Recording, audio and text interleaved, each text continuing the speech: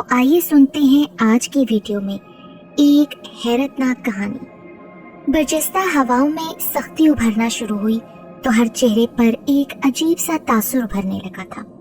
बिलखसूस गांव के बुजुर्ग तो खौफ से निढाल थे। हर आंख में एक वहशत उतरती जा रही थी।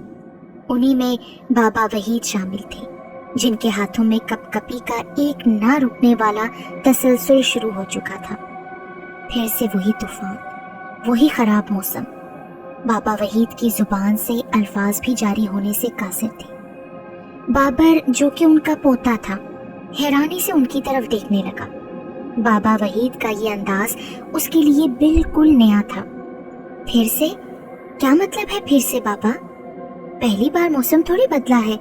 हाँ, यूं अचानक से घटा जरूर छाई है, मगर देखिएगा कुछ ही देर में बारिश होगी और फिर मौसम खुल जाएगा। वैसे भी आजकल तो इंसानों का भरोसा नहीं, ये तो फिर मौसम है। वो उनकी बातों को हल्का जान रहा था। नहीं बेटा, तुम समझ नहीं रहे। ये खराब मौसम आम दिनों की तरह नहीं है। इसके पीछे उसी का हाथ है। आसमान की तरफ उंगली का इशारा करते हुए उन्होंने अपनी बात मुकम्मल की, जिस पर वो ठिठका। बाबा वही ठीक कह रहे हैं बाबर। बर्बादी का मौसम फिर से शुरू हो चुका है। हमें जल्द से जल्द ये गांव छोड़ना होगा, वरना कोई भी नहीं बचेगा। एक बार फिर वही होगा। जो वो लिखेगा, देख लेना, उस कलम से कुछ अच्छा नहीं लिखा जाएगा। सिर्फ तबाही, बर्बादी, यही लिखेगा वो।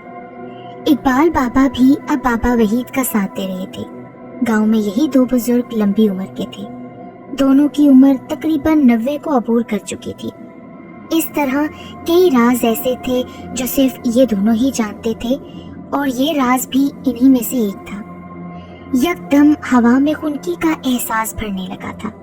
कहने को तो ये अप्रैल का महीना था, मगर महसूस यूं हो रहा था जैसे दिसंबर अपने जोबन पर हो और हर तरफ से सर्द हवाएं उनकी तरफ तेजी से भर रही हो। सब अपने दोनों बाजुओं को सीने पर बांधे अपने जिस्म को गर्मी पहुंचाने की कोशिश कर रहे थे। बाबा, आप क्या कह रहे हैं? मेरी समझ में कुछ नहीं आ रहा। जो वो लिखेगा, तबाही, बर्बादी, इन सब से क्या मतलब है आपका बाबा? रुबीना आगे बढ़ी। दुपट्टे को अच्छे से अपने गिर्द लपेटते हुए वो भी सर्दी से बचने की कोशिश कर रही थी। देखते ही देखते तमाम घरों की खिड़कियां, दरवाजे बंद होने लगे। ऐसा मालूम हो रहा था जैसे सर्दियां लौट आई हैं और आतिशदान एक बार फिर रोशन हो चुके हैं। इस खराब मौसम में फकत ये 4 अफराद ही गांव के चौराहे पर मौजूद थे। दिन भर की बातें और मामूल को एक दूसरे से बांटने ये दोस्त हमेशा यहाँ इकट्ठे होते थे। आज दोनों के साथ उनके बच्चे भी इस महफिल की रौनक बने थे। मतलब ये है कि इससे पहले कि बाबा वहीद कुछ कहते, हवा के झोंके से एक कागज उड़ता हुआ सीधा उनके मुंह पर आ गिरा, जिस पर वो बुरी तरह चौंके थे। ये कैसा कागज है? ऐसा लगता है जैसे अभी अभी किसी ने डायरी से फाड़ा है। बाबर के लफ्जों ने जैसे दोनों बुजुर्गों की हवाइयां उड़ा दी। वो यकटेक कागज को देखने लगे। देखो जरा, इस पर कुछ लिखा है क्या? हड़बड़ाते हुए इकबाल बाबा ने कहा। मैं देखता हूँ। रुबीना आगे बढ़ रही थी, मगर बाबर ने फौरन वो कागज अपने हाथों में थाम लिया। हवा में खुनकी के साथ अब अजीब सी जुल्मत भी शामिल हो रही थी। बज़ाहिर तमाम रोशनियां रोशन थीं, मगर देखने में अब दुश्वारी का सामना करना पड़ रहा था। बहुत ही अजीबोगरीब तहरीर लिखी है इस पर है क्या बेटा? बाबा वहीद ने पूछा। काला साया मुसलसल उसकी जाने पड़ रहा था। वो अपने आप को बचाने की मुसलसल कोशिश कर रही थी। वहशत के सबब उसका पूरा जिस्म पसीने से शराबूर था, मगर वो उसकी परवाह न करते हुए जंगल की हदूद से निकलने की कोशिश कर रही थी।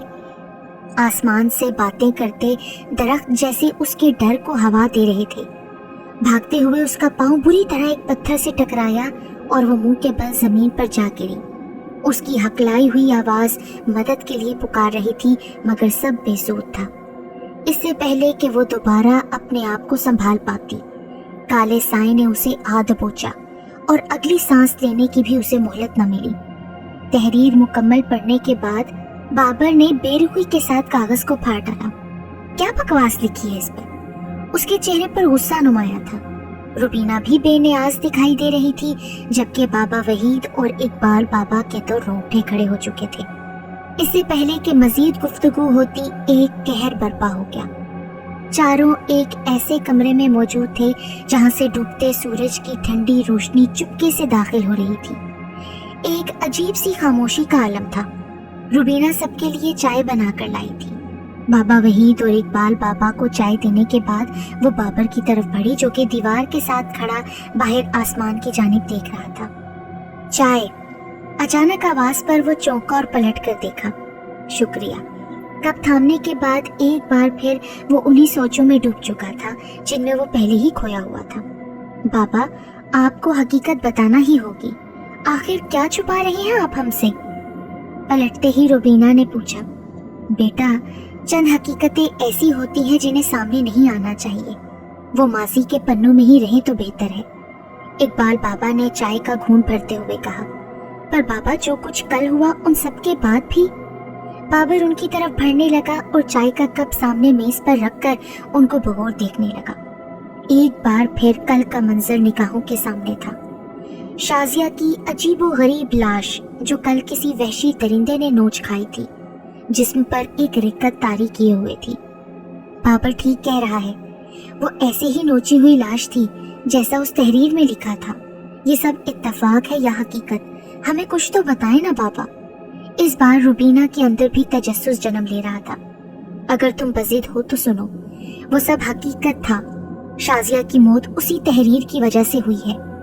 बाबा वहीद ने जैसे उनके सर पर बम फोड़ा था। उस तहरीर की वजह से मौत? इम्पॉसिबल। बाबर की जुबान से बेसख्ता जारी हुआ। हाँ बेटा, इकबाल बाबा ने हाँ में सर हिलाया। मगर कैसे? रुबीना ने पूछा। बेटा, ये सिलसिला आज का नहीं है, बरसों पहले का है, जब एक लिखारी हुआ करता था। उसकी तहरीरों के चर्चे बहुत दूर दूर तक थे। दुनिया का कोई कोना ऐसा न था जहां उसके लिखे हुए को पसंद न किया जाता हो, बल्कि यूं कहना बचा था कि जो वो लिखता था दिल में उतर जाता था। लोग उसकी तहरीरों को हकीकत समझते थे, और समझना भी चाहिए था, क्योंकि वो लिखता ही हकीकत था। प्यार, मोहब्बत, उन्स, दोस्ती, जिंदगी के नशेबो फराज, गर्ज, हर उन्वान पर उसकी तहरीरें मौजूद थीं। ये कहते हुए बाबा वहीद माजी में खो चुके थे।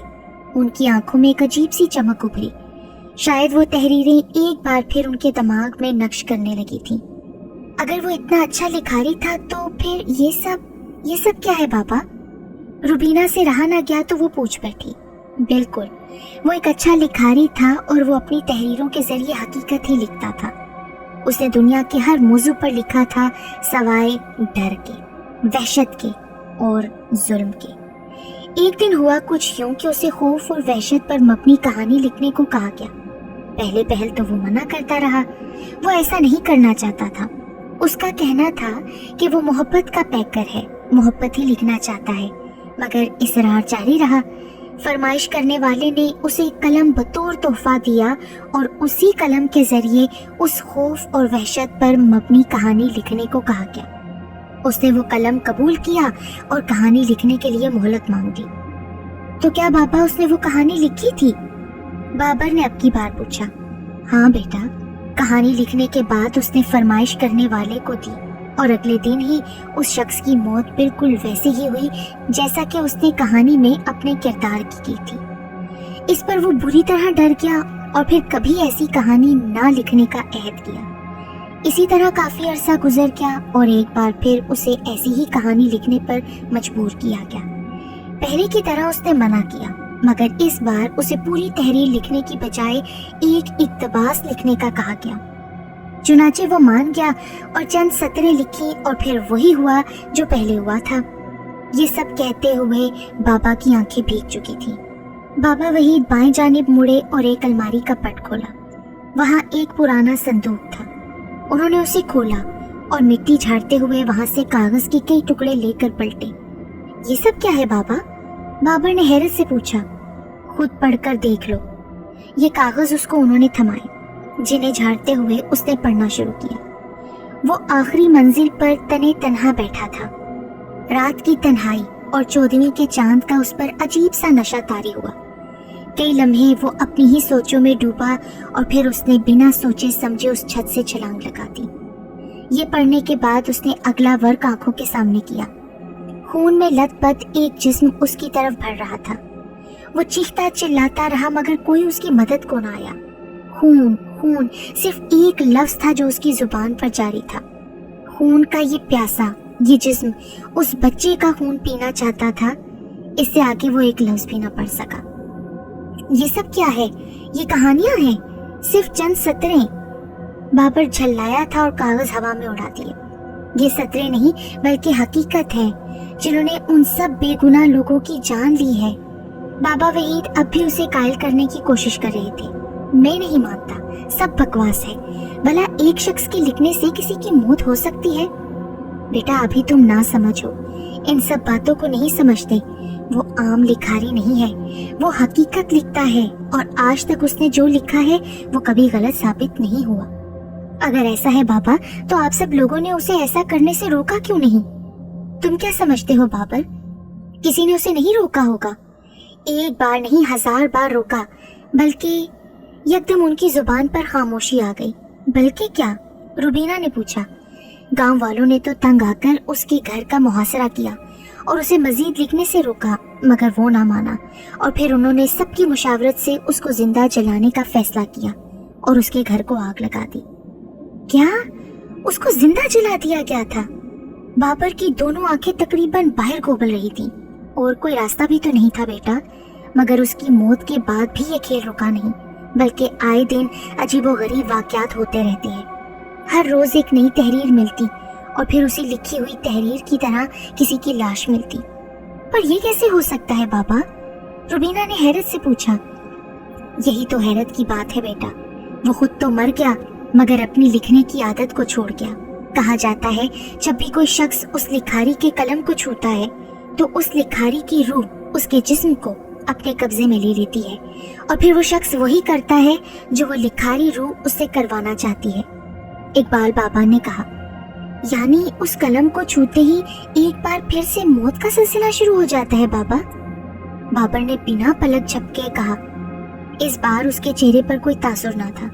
वो सबको बारी बारी देखे जा रहा था, जहां मौत का खौफ साफ दिखाई दे रहा था। हाँ बेटा, तो इस बार किसने उसके कलम को छुआ? हमें जल्द से जल्द उस शख्स को ढूंढना होगा और वो कलम उससे वापस लेना होगी। रुबीना ने मशवरा दिया, जिस पर दोनों बुजुर्गों ने उसका साथ दिया। मगर मेरा ख्याल है इस काम से पहले आप सबको आराम कर लेना चाहिए, क्योंकि रात काफी हो चुकी है। हाँ बाबर बेटा, तुम ठीक कह रहे हो।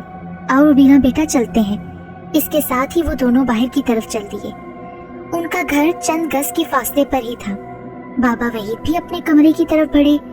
सबके चले जाने के बाद बाबर ने अपने कमरे का दरवाजा बंद किया और खिड़की से बाहर की जानिब देखा, जहां से रुबीना और इकबाल बाबा का साया दिखाई दे रहा था। सबसे पहले तो मुझे इन्हें खत्म करना होगा।